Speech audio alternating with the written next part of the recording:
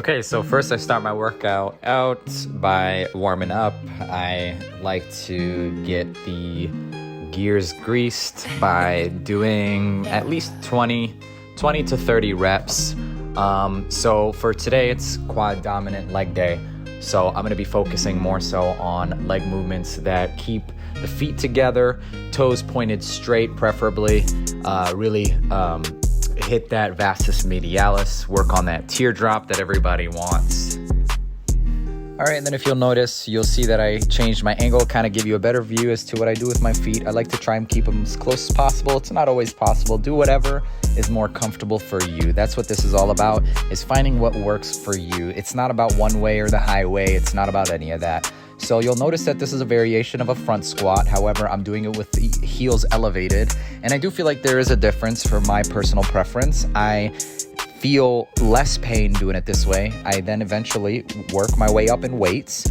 Obviously, I've worked my way up through time and time. I haven't just, this isn't day one. I've been working out for about 10 years, and this is something that I've progressed upwards to. I obviously started with no weights, and honestly, with the reps and sets, I just like to have fun. I like to do a minimum of 5 sets just because I know that I'm going to be doing a lot of weightless, and really it's all about mastering the movement. The growth comes with it, and then also the fun. You're doing this mostly to grow as a person, to grow physically, and just to be overall healthy. So you'll notice that I work my way up in weights, and then eventually what goes up must come down. And so a lot of people will lift and get to the heavy sets and then they'll just stop. But no, I like to really tear down the remaining fibers that are still holding up. And the best way to do that is to just work your way back down. And so that way I'm making sure that I am torn up. And I'm right back where I started with no weights, doing as many reps as I can. Nearing the end, obviously, I'm just going to keep going up until about failure. And then I'm going to transition to the next workout. All right, so Bulgarian split squats. This is not one of my favorites. I'm a low bar squatter by nature. I spent a lot of time trying to perfect my squats, always trying to do it one way or the highway. But then I figured out what works for me, and what works for me is a low bar squat. Bulgarian split squats, the only way that I can really ignite my quads is you'll see that I lean slightly forward. I gave myself a slight elevation here, and I just repeat the movements. And with this one, what I did was I superset. So I superset it with a fairly light weight of stiff legs, and so I get the best of both worlds. I get to hit my quads and just stimulate some hamstrings here. It's not hamstring day, however, I do like to engage both. It is a leg day after all, however, I do split it. I focus 2 days on the quads and 1 day on hams. You got to tailor your workouts to what your needs are. For me, I feel as though my hams are pretty strong, however, my quads are falling behind a little bit.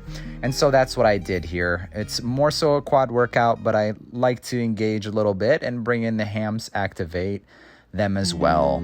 And so I progressively overloaded. I went up in weights. I put the bar, you can see the bar on my back, and that's a low bar stance. Whatever you're comfortable with. If you like to do a high bar squat, then you're probably going to want to do a high bar stance, and still doing that superset with the same weight. It's not necessarily about weight sometimes. Sometimes you can stick to the same weights. You don't have to progressively overload, but you can increase the training volume or the intensity. And so with reps increasing, that is also, in my opinion, an overload, a form of progressive overload.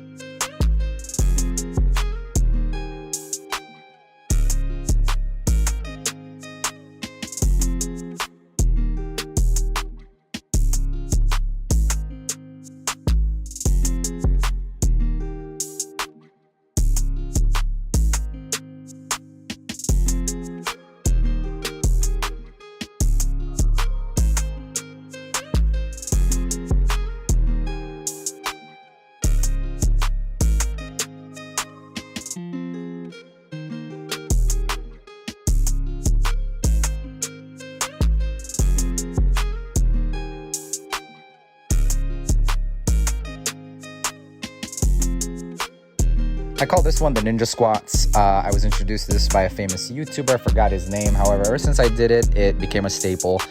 This goes against the traditional knees behind the toes. This one goes over. Keep the weights light. Listen to your body. If it doesn't feel right, don't do it. I personally do it, and it's the best. This is the butt blaster. I love this one. Get on a Smith machine and you lean into the bar. So basically your feet are gonna be as forward as possible, keeping yourself safe and planted. I like to wipe the bottom of my shoes with something, just a little bit wet, just so I can make sure that I have the grip, and my toes are gonna be pointed out. So far forward, as far wide as possible, and toes pointed outward. So I'm making a V with my toes, and I'm gonna be squatting. And once I get into that downward position, I'm gonna pulse.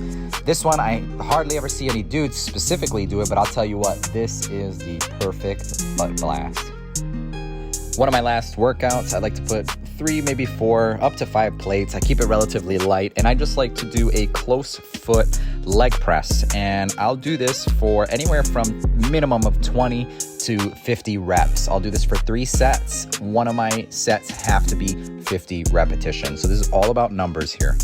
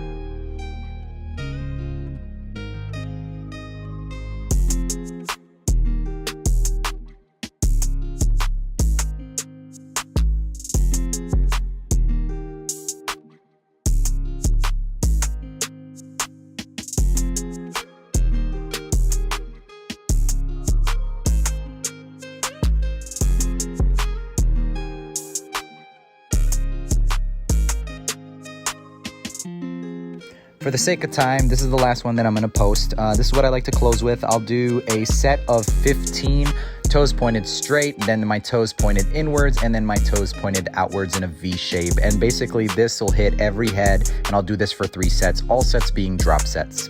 The set of 15 is 5 reps toes up, 5 reps toes out, and 5 reps toes in. Thanks for checking out my channel. Please subscribe, leave a comment. I'm going to give a little bit of a breakdown in the description box down below. And don't forget to subscribe. Thanks.